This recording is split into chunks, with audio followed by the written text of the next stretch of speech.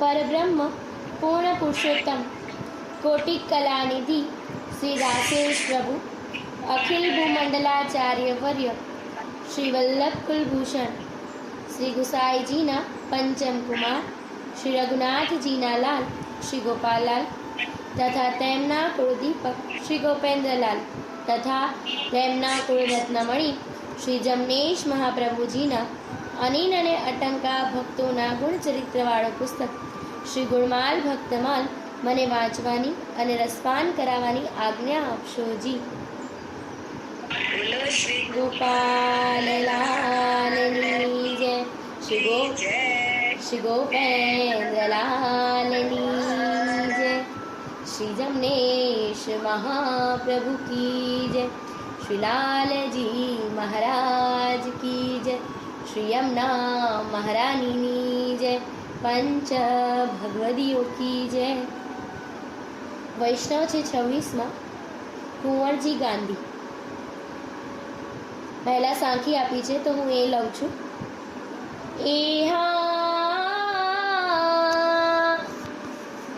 रंग गुण गांधी राय प्रेम पियू पद परसे प्रीतम गुण मन माय बदन सुधारस बरसे बोल वचन बिहार सुभग विवेकी रस से आनंद यंग अपार दायक सुख मुख दर्शन एहा लीला सुत गोपाल की जस कृष्ण जन जाने बानक बदन बिलास की धर जीवन जन ध्याने धर जीवन जन ध्याने। भावार्थ कहता कहे छे कुंवरजी गांधी ज्ञाते सोरठिया वाणिया वैष्णव हता। कुतियाणे रहता અને શ્રી ગોપેન્દ્રજીના સેવક હતા। એટલે સોરઠિયા વાણિયા વૈષ્ણવ છે અને કુતિયાણામાં રહે છે અને શ્રી ગોપેન્દ્રજીના સેવક છે। તેમના માથે સેવા બિરાજતી અને તેમના સંગી ભટ્ટ કૃષ્ણદાસ હતા। એટલે એમના માથે શ્રી ગોપેન્દ્રજીની સેવા બિરાજતી અને એમના સંગી વૈષ્ણવ હતા ભટ્ટ કૃષ્ણદાસજી। હવે કુંવરજી ગાંધી જે છે એ ભટ્ટ કૃષ્ણદાસજીને શ્રી ગોપેન્દ્રજીનું સ્વરૂપ માનતા। જેમ આપણે બબીબાઈના પ્રસંગમાં જોઈ ગયા કે એમના જે સંગી વૈષ્ણવ જે છે નવલભાઈ એમનામાં જ એમને ગોપેન્દ્રજીના દર્શન થતા। તો એવી જ રીતે અહીંયા કૃષ્ણદાસની અંદર જ કુંવરજી ગાંધીને પણ શ્રી ગોપેન્દ્રજીના દર્શન થતા। એમને પોતે જે છે એ કૃષ્ણ ભટ્ટજીને ગોપેન્દ્રજીનું સ્વરૂપ માનતા। એવા પ્રગટ ભાવ તેમનામાં ઉત્પન્ન થતો। એટલે એ કૃષ્ણ ભટ્ટજી સાથે જ્યારે પણ સત્સંગ કરે ત્યારે એમના હૃદયમાં એવો ભાવ ઉત્પન્ન થતો કે તે પોતે શ્રી ગોપેન્દ્રજીનું જ એક સ્વરૂપ છે અને ગોપેન્દ્રજી ઉપર ઘણો ભર હતો અને એમણે ઘણા પદ પણ ગાયા છે। પોતે સદા આનંદ મગ્ન રહેતા અને અન્ય નામ કદી લેતા નહીં। એટલે દ્રઢતા પણ એટલી અને અનિંદતા પણ એટલી। અન્ય આશરો ન હતો। પ્રભુના નામ સિવાય બીજા કોઈનું નામ સ્મરણ કરતા નહીં। ડોસાભાઈ કહે છે કે હે મન જેવી રીતે કૃષ્ણદાસનું ધ્યાન ગાંધી કુંવરજીએ કર્યું તેવી રીતે જીવનદાસ જે પરમ કૃપાનિધિ છે તેનું ધ્યાન કર। જેના ધ્યાનથી સાક્ષાત અક્ષરાતીત જે શ્રી ગોપેન્દ્રજી તેના ચરણારવિંદની પ્રાપ્તિ થાય। એટલે કહે છે કે જેમ કૃષ્ણદાસનું ધ્યાન કુંવરજી ગાંધી ધરતા અને તેમને પ્રભુની પ્રાપ્તિ થઈ એમ ડોસાભાઈ કહે છે કે મારા એમના મનને સંબોધીને કહે છે કે હે મન તું પણ જીવનદાસનું એવી રીતે ध्यान કર જેથી કરીને એવી પ્રીતિ લાગે કે શ્રી ગોપેન્દ્રજીના ચરણારવિંદની પ્રાપ્તિ થાય। એવા પરમ કૃપાપાત્ર કુંવરજી ગાંધી હતા। હવે એમનો પ્રસંગ મેં શોધ્યું પણ મને મળ્યો નથી, પણ પુષ્ટિ સંહિતા ભાગ 2 છે એમાં વૈષ્ણવે ગુણગ્રાહી થવું એની અંદર કુંવરજી અધિકારી એટલે મને એવું લાગ્યું કે પોતે કુંવરજી ગાંધી જ છે કારણ કે એમના સિવાય બીજા કોઈ કુંવરજીનો ઉલ્લેખ થયેલ નથી। તો હું એ અહીંયા લેવા માંગુ છું। પ્રભુ વચનામૃત કરે છે એની પહેલાં પહેલાં એ બિરાજે છે કશોદાસની સાથે ગંગાધરભાઈને ત્યાં, અને પછી ત્યાંથી તેઓ કહે છે કે હવે અમારે ગોહિલવાડ જવું છે, અને કહે છે કે અમારે અમારી સૃષ્ટિ જે છે એ ન્યારી કરવાની ઈચ્છા છે. ત્યારે કુંવરજી અધિકારી જે છે એ કહે છે કે રાજ, અમો તો આપની આજ્ઞાને આધીન છીએ, તમે કહો તેમ થાય. અને સર્વ પછી ગોહિલવાડ પધારે છે. ત્યારે પ્રભુશ્રી જે છે ત્યારે ગંગાધરભાઈ એમને પૂછે છે કે વૈષ્ણવના ગુણ કેવા હોવા જોઈએ. એટલે પ્રભુ ત્યારે સમજાય છે કે વૈષ્ણવે તો સદા ગુણગ્રાહી થવું જોઈએ. એની અંદર પાછળ એક પેરેગ્રાફ છે, પેજ નંબર છે 109 નંબર 109. એમાં બીજા નંબરનો પેરેગ્રાફ છે, હું અહીંયા લઉં છું. મને પેરેગ્રાફ બહુ ગમે અને આ પ્રસંગને અનુરૂપ છે કે ગંગાધરભાઈને પ્રભુ શ્રી વચનામૃત કરતાં કહે છે કે જીવમાં 2 દોષ મોટા છે. એટલે કે આપણે આ જીવ જે છે કલિકાળના, એ જીવની અંદર 2 દોષ મોટા કહ્યા છે. એક છે અહંતા અને બીજી છે મમતા, એટલે કે દંભ. એમ કહેવાય ને કે પ્રભુ સર્વસ્વ કરે પણ ક્યાંય ન દેખાય, જ્યારે માનવી કંઈ જ ન કરે પણ બધી જગ્યાએ ફોટામાં દેખાય. કોઈને કશું કરવું નથી પણ ખાલી ફોટામાં આગળ ઊભા રહીને દેખાવું છે, એમ અહંતા, મેં કર્યું. અને બીજી છે મમતા, એટલે બધી જ વસ્તુમાં મારું મારું મારું, મમતા. આ 2 દોષ જે છે મહાદોષ છે, અને આવા દોષ જે છે ભક્તિ માર્ગમાં, પુષ્ટિ માર્ગમાં બાધક છે. અને એટલા માટે આવા મહાદોષવંત જીવને માટે શ્રીજીએ તેના ઉપર મહાન કૃપા ઉપજી અને તેને દૂર કરવા માટે જીવને પોતાનું અનન્ય શરણનું દાન આપ્યું. એટલે કે પ્રભુએ આ દોષને દૂર કરવા માટે એના જીવને શરણ દાન આપ્યું અને અહમતા મમતા રૂપી મહાન દોષને દૂર કર્યા. એટલે જો તમે અનિંદતા પ્રમાણે પ્રભુનું શરણું લીધું હોય તો તમારામાંથી આ બંને દોષને દૂર કર્યા છે પ્રભુએ. અને તેની સાથે સાથે ભગવદીનો સંગ અને સેવા પ્રકારનો સર્વ આપ્યો. એટલે કે તેની સાથે પ્રભુએ એને ભગવદીનો સંગ આપ્યો અને સેવાનો પ્રકાર આપ્યો. અને સેવનને સ્વરૂપે પોતે ગ્રહપતિ થઈ પોતે પોતાના જનને નિર્ભય કરી દીધા. અને પ્રભુએ એનાથી પણ વધારે અધિક કૃપા કરી તેના ઘરે પોતે ગ્રહપતિ થઈને બિરાજ્યા. એટલે કે વૈષ્ણવ પૈસાવાળો છે કે ગરીબ છે, રાંક છે કે રાજા છે, એની એને કોઈ પરવા નથી. પ્રભુ એના ગ્રહપતિ. જો સેવા તમે પધરાવો એટલે પ્રભુ તમારા ગ્રહે પતિ થઈને બિરાજે, સ્વામી થઈને બિરાજે છે. તમારી પાસે જે પણ હોય એ ભાવથી તમે ધરો, પ્રભુ એનો અંગીકાર કરે છે અને તમને નિર્ભય બનાવે છે. બસ તમને એના પર વિશ્વાસ હોવો જોઈએ. દાસ ભાવે સર્વસ્વ અર્પણ કરાવ્યું. એટલે પ્રભુએ સર્વસ્વ અર્પણ કરાવ્યું છે એની પાસે અને એને ભગવદી પદ આપ્યું છે.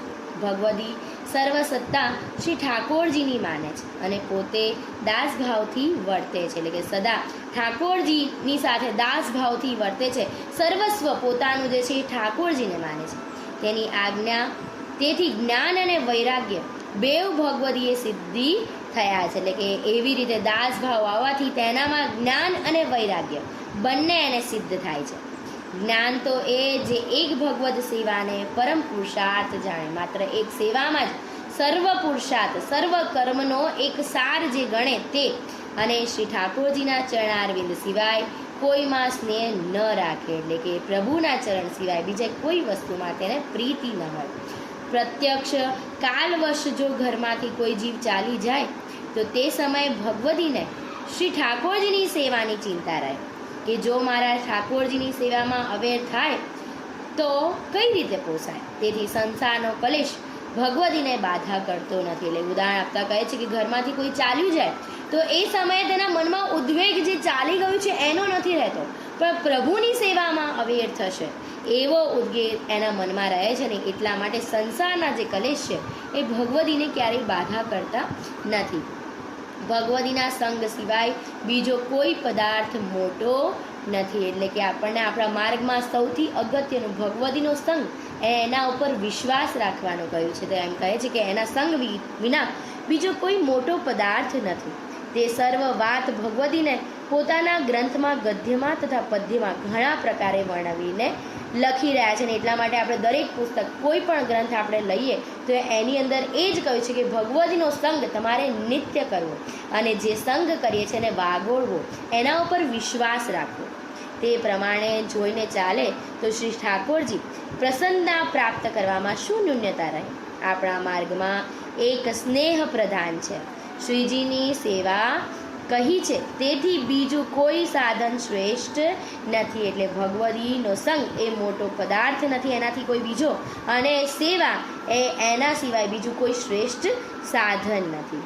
સેવા જ એ સાધન છે અને ફલ પણ સેવા જ છે. એટલે કે સેવા એ સાધન છે અને તેનું ફલ એટલે પ્રભુની પ્રીતિ એ આપણું ફલ છે, એમ અહીંયા કહેવા માંગે છે. અને એટલા માટે જ આપણે એ પદ જે છે કાનડનું પદ છે હું અહીંયા લઉં છું. બહુ સુંદર પદ છે, 11મું પદ છે. વૈષ્ણવથી રાખો માં કાઈ લગાર, વૈષ્ણવથી રાખો માં કાઈ લગાર, ભગવદી ભાવ ધરો હૃદયામાં, આત્મનાયા ધાર, ભગવદીથી રાખો માં કાઈ લગાર. એટલે વૈષ્ણવ જે છે એનાથી કાંઈ લગાર અળગું ન રાખો, એના હૃદયમાં ભાવ ધરો, એના માટે તમારામાં પ્રીતિ, તમારા જે વૈષ્ણવ છે, જે સંગી છે એના પ્રત્યે તમારા હૃદયમાં સ્નેહ ધરો. સમાધાન સુખ સે વા સંપત, સારનું એ સાર, હા સંબંધી મળ્યા મંડપમાં, સંબંધી મળ્યા મહામંડપમાં, નિજ જનયું પરય પાર, વૈષ્ણવથી રાખો માં કાઈ લગાર. હા શ્રી ગોપેન્દ્ર સુહાગી મળ્યો, કૃષ્ણદાસ બિહાર, હા વૈષ્ણવથી રાખો માં કાઈ લગાર, વૈષ્ણવથી રાખો માં કાઈ લગાર. આવી રીતે જે કુંવરજી ગાંધી છે તે કૃષ્ણદાસના સંગી વૈષ્ણવમાં પોતાનું ધ્યાન ધરતા, અને ડોસાભાઈ પણ એમ જ કહે છે કે આપણે ભગવદી ઉપર એમના જે સંગી વૈષ્ણવ જે છે એ જીવનદાસ ઉપર એવો સ્નેહ રાખવાનું કહે છે. અને એવી જ રીતે આપણે પણ આપણા જે સંગી વૈષ્ણવ છે એના ઉપર સ્નેહ રાખીએ, એની વાત ઉપર વિશ્વાસ રાખીએ અને જે સત્સંગ કરીએ છીએ એનું સદા ચિંતન અને મનન કરતા રહીએ. એવી જ રીતે આપણે ઘણા બધા પ્રભુ શ્રી ગોપેન્દ્રજીએ વચનામૃત કર્યા છે જૂનાગઢની અંદર. એ જૂનાગઢની અંદર વચનામૃતની અંદર હરબાઈબા, કૃષ્ણ ભટ્ટ અને કુંવરજી ગાંધી એ સાથે પ્રશ્ન પ્રભુને આપણા માટે પૂછે છે, અને પ્રભુ એ વચનામૃત દ્વારા આપણને શીખ પણ આપે છે. એમાંનો જ એક પ્રસંગ હું લઉં છું. વચનામૃત છે 15મું પ્રભુ શ્રી ગોપેન્દ્રજીનું, એનો પ્રસંગ 4થો છે. એ આ ભાદરવો મહિનો ચાલે છે ને એને અનુરૂપ છે, અને કુંવરજી ગાંધી અને કૃષ્ણ ભટ્ટે આપણા માટે જે પ્રશ્ન પૂછ્યો છે અને પ્રભુએ આપણા માટે જ સમજાવ્યો છે, તો એટલા માટે એ પ્રસંગ લઉં છું. પેજ નંબર છે 43.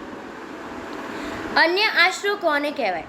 હવે આ પ્રભુ શ્રી ગોપેન્દ્રજી 1719માં વચનામૃત કરે છે. જૂનાગઢની અંદર ગાદી તકીએ બિરાજે છે પ્રભુ, અને હરબાઈ, કુંવરજી ગાંધી અને કૃષ્ણ ભટ્ટ ત્યાં બિરાજે છે અને પ્રભુને પ્રશ્ન પૂછે છે કે હે કૃપાનાથ, અન્ય આશરો કોને કહેવાય તે અમને કૃપા કરીને સમજાવીને કહો. એટલે કે અન્ય આશરો કોને કહેવાય એ અમને સમજાવો. ત્યારે પ્રભુ શ્રી ઠાકોરજી એટલે પ્રભુ શ્રી ગોપેન્દ્રજી કહે છે કે હે વૈષ્ણવ, અન્ય આશરાનું તમે જે પૂછો છો તે તો ખરું, પણ એ વાત તો ઘણી કઠણ છે. એટલે પૂછવું સહેલું છે, પણ એને નિભાવવું, એનું આચરણ કરવું એ બહુ કઠણ છે, એવું પ્રભુ કહે છે. જે જીવથી બનવું મુશ્કેલ છે, એટલે કે આ પુષ્ટિ માર્ગની અંદર અન્ય આશરો એ બહુ મોટો બાધક છે, અને એને નિભાવવું એ બહુ જ મુશ્કેલ છે, જીવથી એ નિભે એવું નથી. અને આગળ કહેતા પ્રભુ સમજાવે છે કે પ્રથમ તો વૈષ્ણવને એક નિયમ હોવો જોઈએ, એટલે કે એક નિયમ હોવો જોઈએ, એક ટેક રાખવી જોઈએ, એની પાસે એક પણ હોવું જોઈએ, એક પતિવ્રતાપણું રાખવું જોઈએ, એક વિશ્વાસ રાખવો જોઈએ, એવો સંબંધ ઘણો રાખવાનો છે. એટલે પ્રભુ ઉપર માત્ર એક વિશ્વાસ, એક પતિવ્રતાપણું હોવું જોઈએ, એક ટેક હોવી જોઈએ, એક પણ અને એક નિયમ, એટલે પ્રભુ સિવાય બીજું કંઈ જ નહીં, એમની જ ટેક અને એમની જ પતિવ્રતા એ જ અમારા સ્વામી છે અને એમના સિવાય બીજા કોઈ જ નહીં. એવી ટેક પ્રભુ પર હોવી જોઈએ, વિશ્વાસ એમના પર હોવો જોઈએ. આવો સંબંધ એ જીવનો પ્રભુ સાથે હોવો જોઈએ.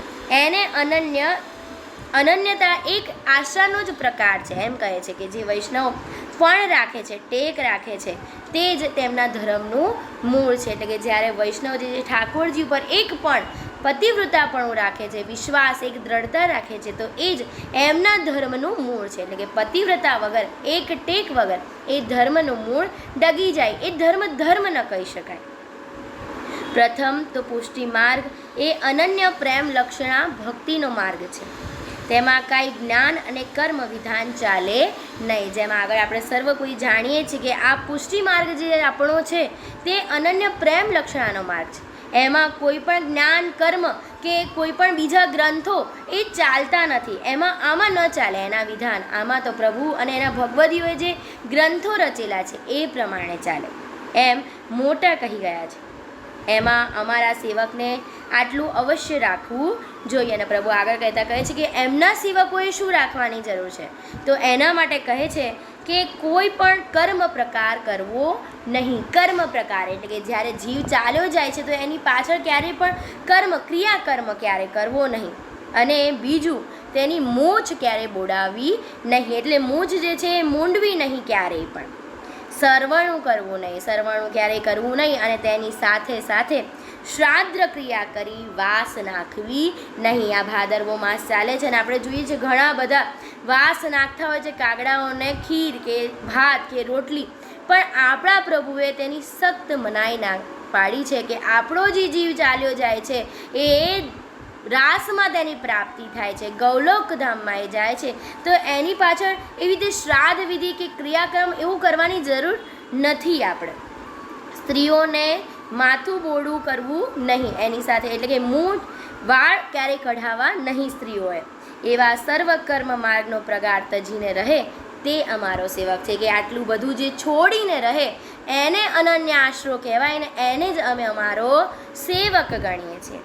એ અનન્ય આશરો મોટો છે. એટલે કે આ અનન્ય આશરો છે ને અન્ય આશરો જો તમે આમાંનું કંઈ પણ કરતા હો, એટલે ભલે તમે પ્રભુની સેવા કરો છો, ઉત્સવ મનાવો છો, ઠાકોરજીને અવનવા ભોગ ધરો છો, પણ પાછળ ભાદરવા મહિનાની અંદર જો તમે શ્રાદ્ધ નાખો છો ને તો આગળ કરેલું કશું પણ પ્રભુ તમારો અંગીકાર કરતા નથી. કારણ કે અન્ય આશરો એ મહાદોષ છે. એવું આ વચનામૃતની અંદર પ્રભુ કહે છે.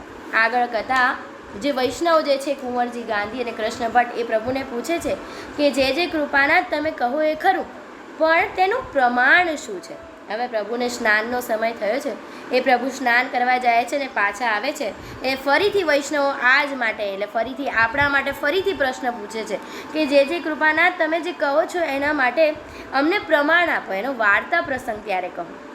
ત્યારે શ્રી ગોપેન્દ્રજી આપ શ્રી મુખે કહે છે કે વૈષ્ણવો સાંભળો, જે અમે કહીએ છીએ તે સુંદર રીતિ ભાતીથી કહું છું. એટલે હું જે કહું છું એ સુંદર રીત ભાતથી તમને કહું છું.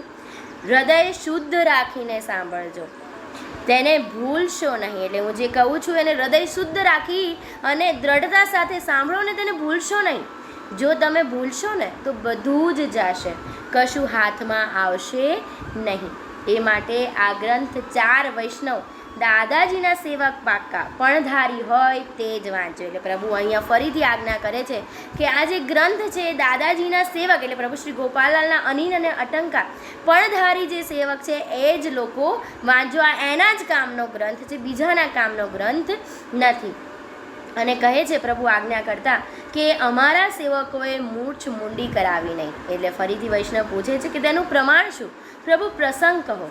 અને ત્યારે પ્રભુ શ્રી ગોપેન્દ્રજી કહે છે કે મેં આગળ જેમ સાંભળ્યું છે એ તમને કહું છું. અને પ્રસંગ કહેતા પ્રભુ શ્રી ગોપેન્દ્રલાલ કહે છે કે શ્રી ગોકુલનાથજીને કલ્યાણ ભટ્ટ એકવાર પ્રશ્ન પૂછે છે. એટલે પ્રભુ શ્રી ગોપાલલાલના એમ જે ગોકુલનાથજી છે એ એકવાર બિરાજે છે અને કૃષ્ણ ભટ્ટ જે એમના વૈષ્ણવ છે એમને પૂછે છે કે હે કૃપાનાથ, મૂછ બોડી કરાવવાની ના કહો છો તો તેનું પ્રમાણ શું?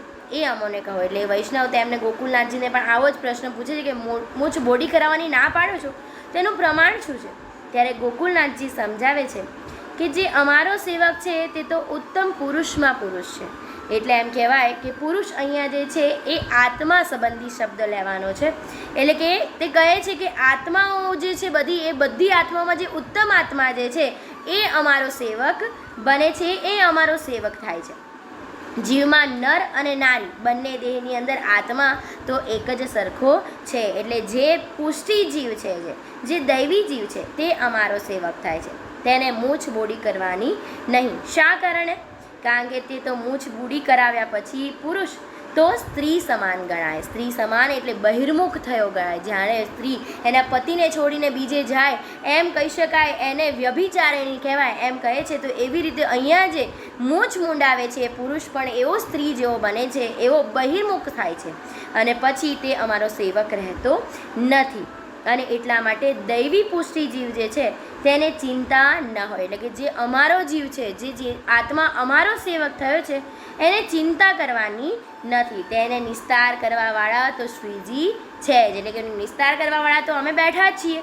મૂછ એનો શું નિસ્તાર કરશે? એટલે કે વાળ કઢાવવાથી જો એનો નિસ્તાર થતો હોત તો પછી આખી દુનિયામાં બધા એ જ કરતા હોત ને. એટલે મૂછ મુંડાવવાથી કોઈ નિસ્તાર થશે નહીં. જે અમને પ્રભુ કરીને જાણે છે, જે માને છે, તેણે અમારા માર્ગની રીતે રહેવું.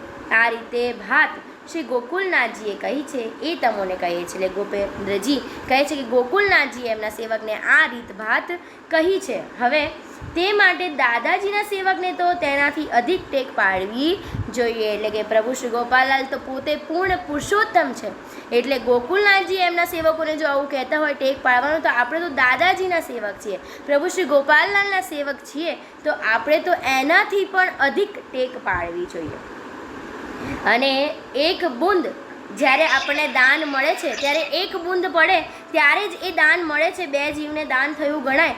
અને એટલા માટે જે સેવક પ્રભુ શ્રી ગોપાલલાલનો થયો છે તેણે મૂછ બોડી કરવી નહીં. મૂછ બોડી કરાવે તેનો અંગીકાર અમે ક્યારેય પણ કરતા નથી. એટલે કે જે જીવ જે છે એ મૂછ બોડી કરાવે તો અમે એનો અંગીકાર ન કરીએ. એ તો અન્ય આશરો મોટો ગણાય. એટલે કે અમારા ઘરની રીત પ્રમાણે નથી, એટલે એ મોટામાં મોટો અન્ય આશરો કહેવાય. એ તો અલૌકિક પુરુષ છે. તેથી તેની પાસે સકલ પદાર્થ છે. એટલે કહે છે કે એ તો અલૌકિક પુરુષ છે. જીવ આત્મા જે છે દૈવી છે, ત્યારે તે અમારો સેવક થયો છે. એ તો અલૌકિક છે ને એની પાસે સકલ પદાર્થ છે. એટલે ફરીથી આપણા જે વૈષ્ણવ જે છે કુંવરજી ગાંધી અને કૃષ્ણ ભટ્ટજી એ પ્રશ્ન પૂછે છે કે સકલ પદાર્થ શું છે અને તે ક્યાં છે, એવું પ્રભુને પૂછે છે. ત્યારે ગોપેન્દ્રજી કહેતા કહે છે કે સકલ પદાર્થ તો તેની પાસે જ છે અને એ છે અમારું સ્વરૂપ. એટલે પોતે પ્રભુ ગ્રહપતિ થઈને એના સેવકના ઘરે બિરાજી રહ્યા છે, સેવન કરાવી રહ્યા છે. એ જ એમનું સકલ પદાર્થ છે અને પ્રભુ સદા તેના ભગવતીના હૃદયમાં વાસ કરે છે અને તેની અમો રૂઢી દશા કરીએ છીએ. પ્રભુ હંમેશા એની ચિંતા કરે છે, એના વૈષ્ણવનું ક્યારેય પણ ખરાબ થવા દેતા નથી. એવું મૂછ ન બોડી કરવાનું પ્રમાણ છે. તેવા જીવોને કાંઈ ગાંજી શકે નહીં. એટલે પ્રભુ પહેલેથી જ જાણતા હતા કે લૌકિકની અંદર બધા જે વૈષ્ણવોને ડરાવશે કે ભાઈ તમે મૂછ મુંડાવી છે, મૂછ નહીં મુંડાવો તો આવું થશે આવું થશે. એટલે પ્રભુ ત્યારે જ કહે છે કે અમે તો એમના હૃદયમાં બિરાજીએ છીએ. એટલે અમારા વૈષ્ણવોએ ક્યાંય ગાંજી જવાની જરૂર નથી, ડરવાની જરૂર નથી, ભય રાખવાની જરૂર નથી.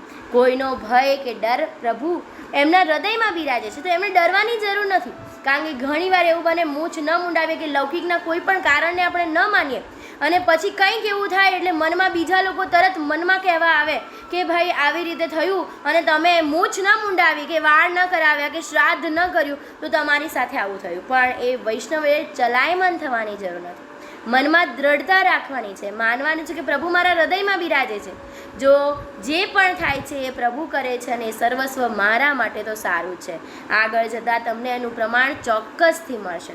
અહીંયા પ્રભુ આપણને એ સમજાવે છે. એની સાથે કહે છે કે તેની બરાબરી એટલે કે જે ગોપાલલાલના સેવક છે તેની બરાબરી 7 મંદિરના સેવક પણ કરી શકશે નહીં.